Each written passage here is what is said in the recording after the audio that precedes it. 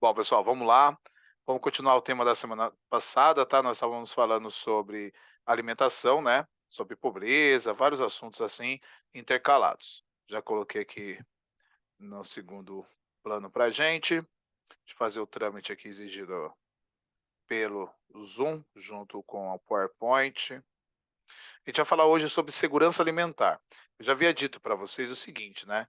Que em relação lá o conteúdo, a gente tá, esse primeiro PowerPoint são as 3 primeiras aulas, tá? Elas são continuação das aulas do primeiro bimestre, tá bom?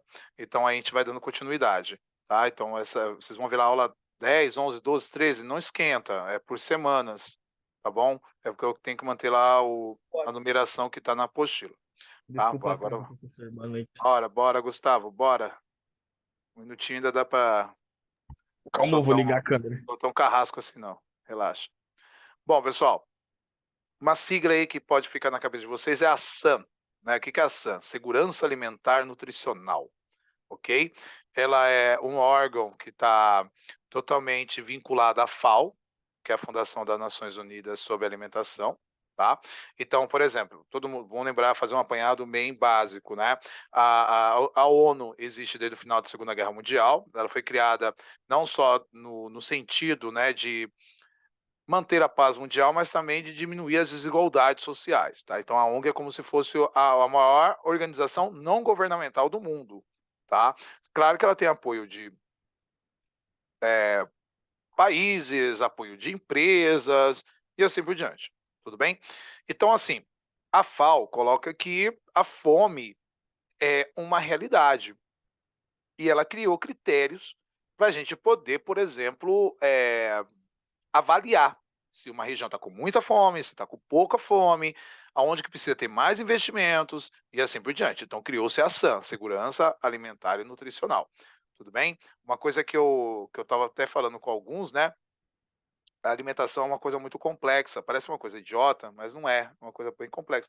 Não é somente você ir lá e comer alguma coisa, tá? Tem alimentos que não são nutritivos e tem alimentos que, mesmo com pouca quantidade, eles são altamente nutritivos, tá? Então vamos lá. A abordagem desenvolvida nos anos 80, né, e que ainda se mantém atualmente, considera que a segurança alimentar e nutricional envolve a oferta suficiente de alimentos e a qualidade e regularidade de acesso a esses alimentos, tá? Então, por exemplo, quantas refeições a pessoa faz ao dia e os tipos de alimentos que a pessoa utiliza, tudo bem? Tem alguns alimentos que são considerados universais, que são alimentos que você pode encontrar em todos os continentes, sem muitas dificuldades. Então a FAO, né, a SAM, eles acreditam que esses alimentos não podem faltar. Então, por exemplo, o arroz não pode faltar. Trigo não pode faltar. Tudo bem? Milho não pode faltar. Então, os países até que também lucram com a exportação desses produtos, eles devem ter subsídios para tornar esses alimentos acessíveis, porque eles são alimentos altamente nutritivos e diversificados, ok? A noção de oferta suficiente de alimentos incorporou-se à noção de acesso aos alimentos de qualidade e regularidade de alimentação. A segurança alimentar inclui também os fatores relacionados à renda disponível para aquisição de alimentos. Aqui é uma coisa mais complexa. Por quê? É assim, lá para frente, nos próximos slides, a gente vai ver que tem está acontecendo um efeito global nos últimos 20 anos que a China é a grande culpada. Eles vão falar, olha, a China é a grande culpada disso aí. Por quê? A China começou um movimento de industrialização desproporcional. Então, ela aumentou a quantidade de produtos em circulação, produtos industrializados. Isso proporcionou que outros países também fossem junto com a China e começassem a desenvolver indústrias. Só que, por exemplo, se a gente voltar no tempo, né, há 60, 70 anos atrás, a China, mesmo comunista, ela era uma das grandes produtoras de alimentos do planeta. A Índia também era uma grande produtora de alimentos do planeta. E elas começaram um processo de industrialização muito grande. Gente, isso é básico de geografia, é básico de economia, é básico de sociologia. Se um país começa a investir demais na indústria, aonde que ela tira recursos? Ela tira recursos do setor primário. Então ela diminui a sua produção agrícola, ela diminui a sua produção pecuarista. Só que ela tem que manter o consumo. Então outros países, certo, têm que repor esse consumo, que é o caso que está acontecendo com o Brasil. Certo? O Brasil, na atualidade, é o maior produtor de alimentos do planeta, certo? Isso não é uma coisa qualquer, tudo bem? Então vamos lá. Quando a gente fala do cenário econômico, por isso que eu estou falando que é uma coisa muito abstrata. Por quê? Em países em que a industrialização está borbulhando ainda, como a China, a Índia, eles têm megapopulações. China e Índia ultrapassam 1 bilhão de habitantes. E eles precisam de uma quantidade muito grande de alimentos. Mesmo eles produzindo alimentos, eles precisam de uma quantidade exorbitante de alimentos. Então, isso gera uma dependência. Como a China é uma economia em expansão contínua, ela tem condições de comprar as produções de países primários, como o Brasil. Só que, por exemplo, ela chega e fala: olha, representantes do governo chinês, nós queremos comprar sua soja. Ótimo. Quanto maior a procura, maior o preço. Se vários países querem comprar essa soja brasileira, vai elevar o preço da soja, tornando o produto o quê? Mais caro, tá? Tornando o produto mais caro. Quando esse produto fica mais caro, ele não fica mais caro para o chinês, ele não fica mais caro para o francês, ele não fica mais caro para o alemão, ele fica mais caro no mundo inteiro. É as famosas commodities.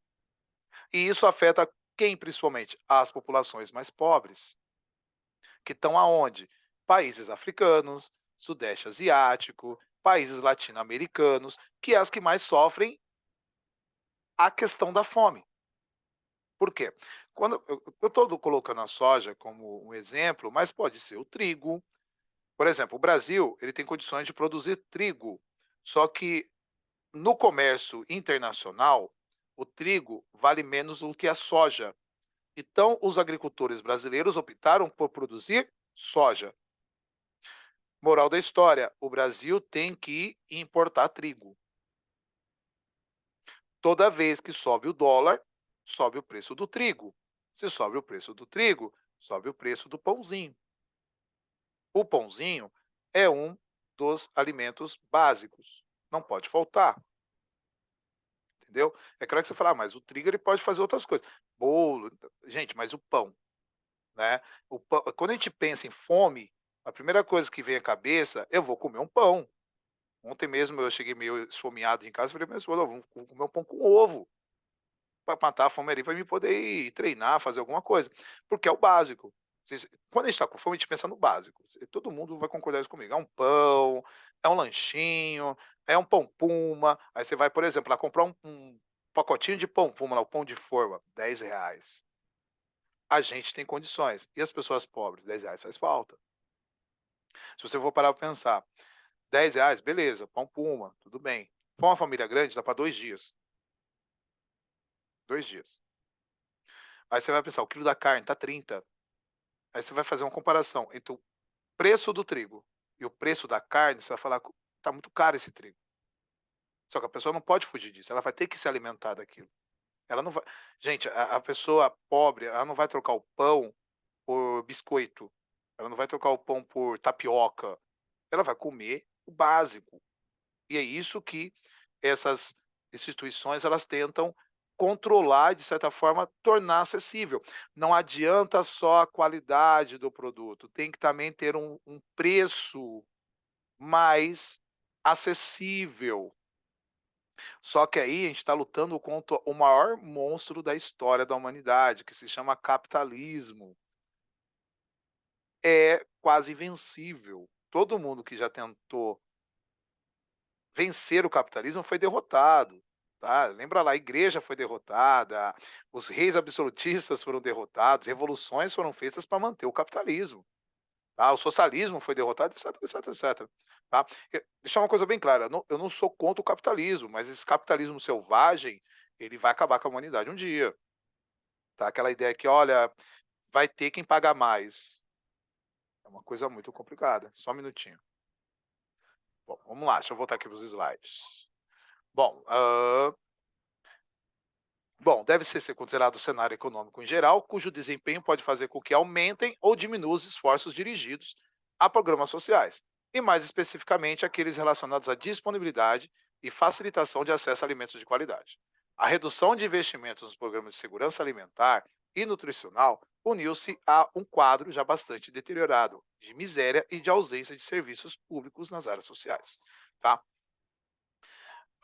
Bom, vamos lá. Ranking de concentração de renda. Olha que louco. 1% da população mais rica do Brasil, ela detém quase 30% de toda a riqueza brasileira. Quer dizer, um terço de toda a riqueza do Brasil está no 1% da população.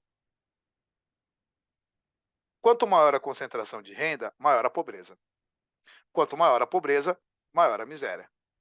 Tá? Isso é uma realidade incontestável. O Brasil é um dos países que tem maior desigualdade de renda do planeta. Nesses cálculos aqui, é o segundo. Olha os Estados Unidos, 20%. E a economia estadunidense é 10 vezes maior do que a do Brasil. E aí a concentração de renda é menor. Tá? Se você for notar, países pobres têm grande concentração de renda. Países ricos têm maior diversidade de renda entre a sua população. Então você vê, teve do Brasil, Chile, Turquia, Líbano, Emirados Árabes, Iraque, Índia, Colômbia, só país pobre, país subdesenvolvido. Tá? Essa concentração de renda no Brasil é um problema sócio-histórico, porque remonta desde a época da colonização. E talvez seja um dos problemas mais difíceis de serem solucionados. Tá? Por quê? A base da economia brasileira ainda continua a ser a agrário exportação. E essa agrário exportação, por mais tecnologia que nós usamos no campo, as bases ainda são coloniais, então é latifúndio, monocultura, exploração da mão de obra, mercado externo. Olha que louco, a gente pega lá as características do mercantilismo de 300 anos atrás, a gente usa hoje em dia na sociedade. Só que isso beneficia uma parcela muito pequena da sociedade, enquanto a maioria se dá mal. Tá? Brasil, maior produtor, por exemplo, de soja do planeta, você vai lá comprar óleo de soja, R$ 10 um litro. Né? Isso para começar pela soja. Eu acho absurdo, por exemplo, um quilo de açúcar está custando quase 4, 5 reais. Absurdo também. Absurdo. O Brasil é o maior produtor. Mas entramos naquele fator, estava falando um pouquinho antes para vocês, que é aquela ideia do Brasil hoje em dia ter aumentado a sua produção agrícola e outros países terem diminuído. Por que o açúcar ficou caro? Além do Brasil, quem produzia muito açúcar era a Índia. A Índia diminuiu a produção de açúcar. Para quê? Porque está focando na indústria. Mais disponibilidade de mão de obra para a indústria, menos disponibilidade de mão de obra para a agricultura. Você produz menos açúcar. A disponibilidade de açúcar no mundo fica menor e, por consequência, o preço do açúcar aumenta. A gente consegue viver sem açúcar, né? Mas tem que ter, tá? Arroz, feijão, produtos básicos da cesta básica, são produtos que eles acabam influenciando direta ou indiretamente a nossa vida, tá? E claro que depois a gente pode até falar um pouco da hipocrisia humana, de a gente ser altamente consumista, aí a gente vai entrar num papo mais filosófico, antropológico, mas depois a gente conversa sobre isso, tá? Isso tá mais para frente também, tá? Bom, então aqui, ó, a concentração de renda e o aumento da pobreza e a segregação social tornaram-se a marca de um modelo econômico bastante conservador, que pouco esforço dedicou à questão da equidade social. Gente, é aquela coisa, desculpa, vou voltar de novo nisso. Tá, o antigo governo no Brasil, até o ano passado, era um governo de direita. Então, um governo conservador. Esses caras não estão pensando em equidade social. Por quê? Para esses caras, quem vive do governo é vagabundo. Né? Então, se o governo dá uma ajuda de custo para uma família extremamente pobre, com 4 filhos, R$ 500. O cara é vagabundo. O cara prefere passar fome do que trabalhar. Ele vai falar isso, né? E tem muita gente que compra essa ideia, que compra, tá? Compra essa ideia e começa a divulgar ainda, tá? Quem compra essa ideia? Quem não depende do governo, tá? Quem tem um salário razoavelmente bom e acha que está mantendo vagabundos, né? Por quê? Porque o governo dá ajuda de custo. Em vez do governo pegar aquele dinheiro e investir no bairro que eu moro, deixando o bairro melhor, ele está dando assistência social a vagabundo. Então, esse tipo de diálogo, esse tipo de fala, ele só piora a questão da fome.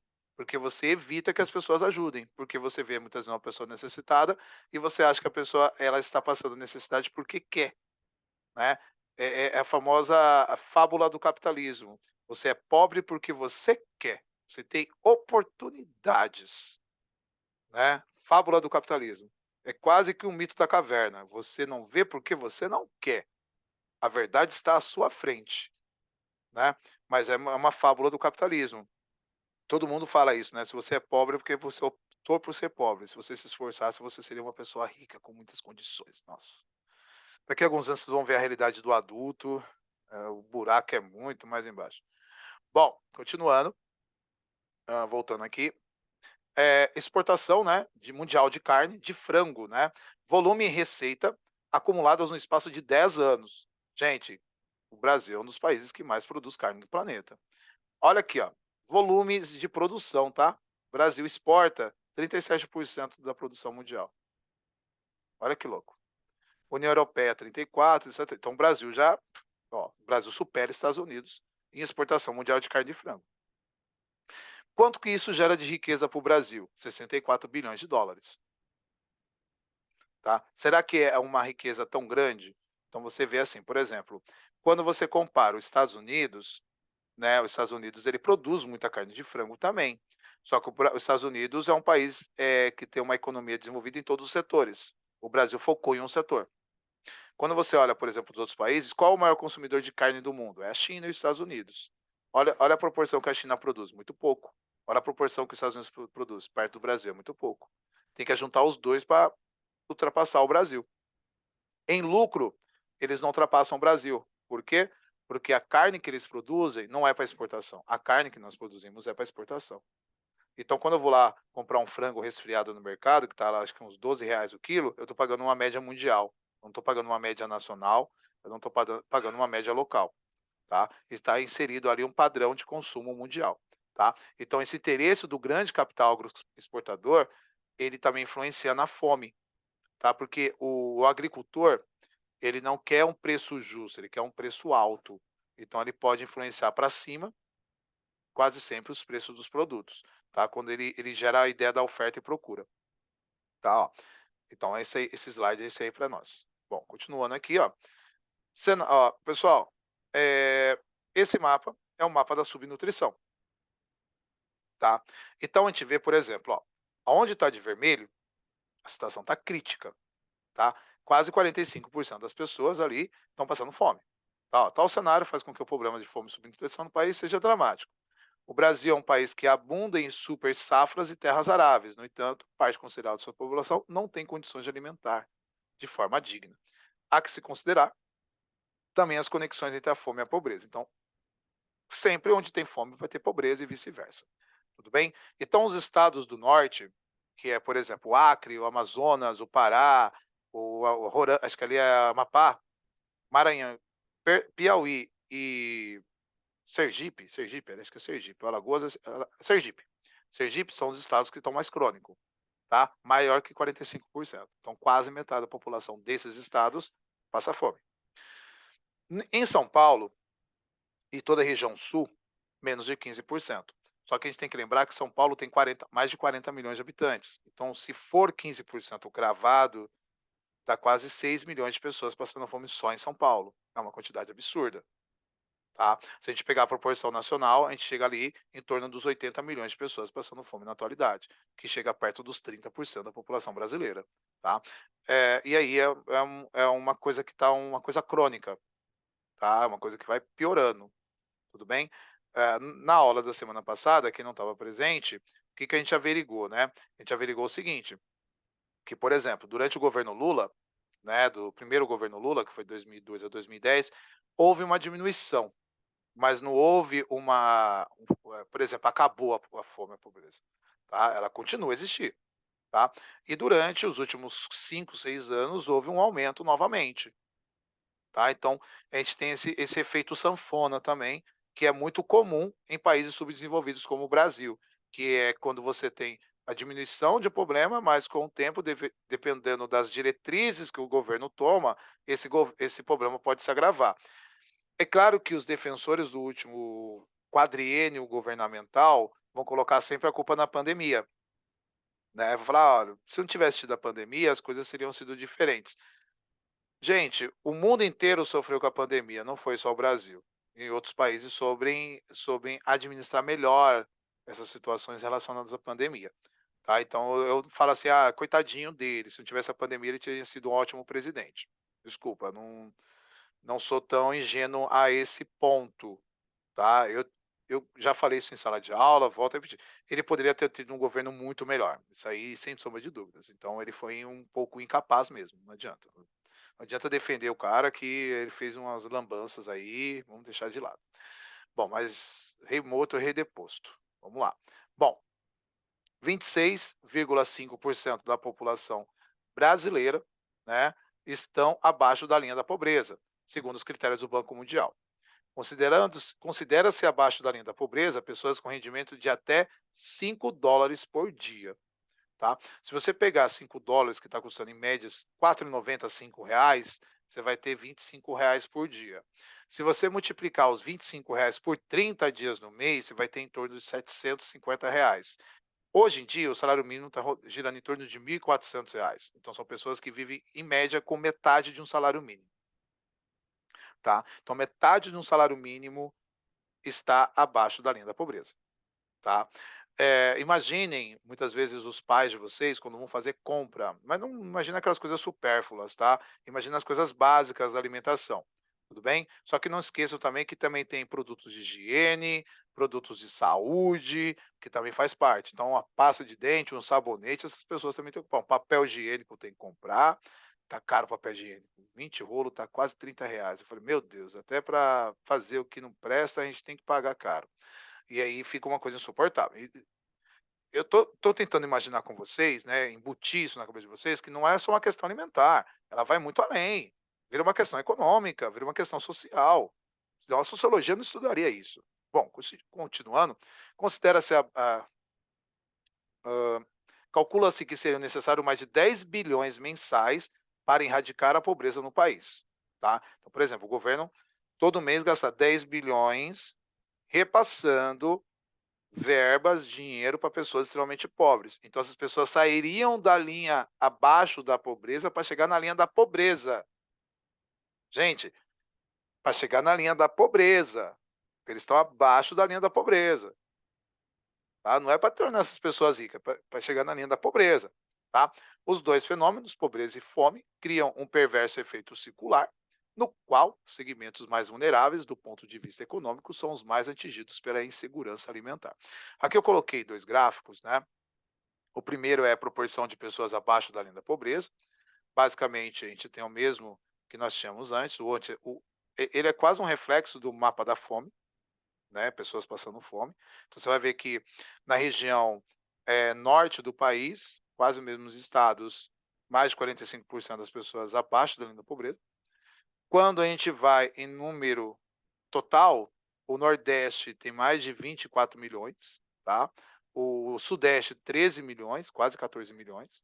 O Norte, 7 milhões, o Sul, 3 milhões. E o Centro-Oeste, mais de 2 milhões e meio, quase 2 milhões e meio. Gente, isso abaixo da linha da pobreza, tá? Quando a ONU, a FAO, lá, a SAN, fez o requerimento, é população abaixo da linha da pobreza.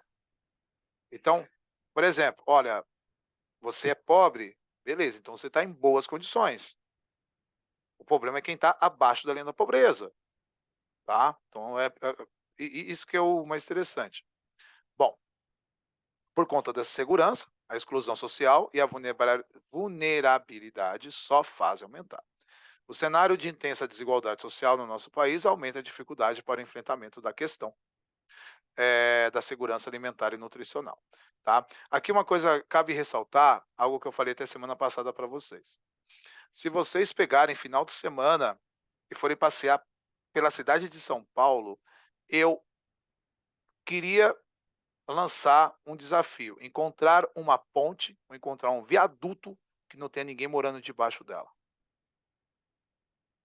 Desafio. Uma pessoa, pelo menos, né? Desafio. Pode ser qualquer bairro da cidade. Todas as pontes, todos os viadutos e quase todas as praças, você vai encontrar pessoas morando lá, pessoas desabrigadas. Chegou ao absurdo, alguns anos atrás, no governo Dória, alguns vão lembrar, lá o padre Júlio Lancelotti lutou contra isso, que debaixo das pontes, debaixo dos viadutos, eles colocavam paralelepípedos, para que as pessoas não montassem barracas e não pudessem dormir debaixo.